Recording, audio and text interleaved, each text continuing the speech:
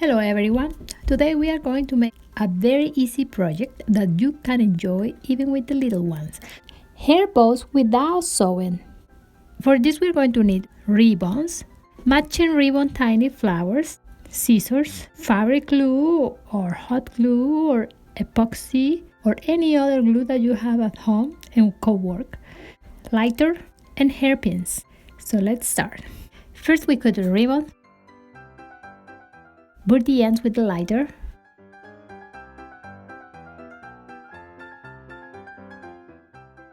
Now glue the pieces of ribbon together. Tie the center to make a bow.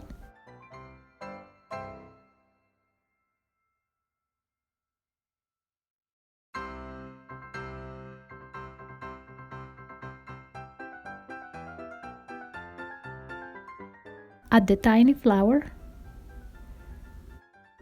and glue the bow to the hairpin.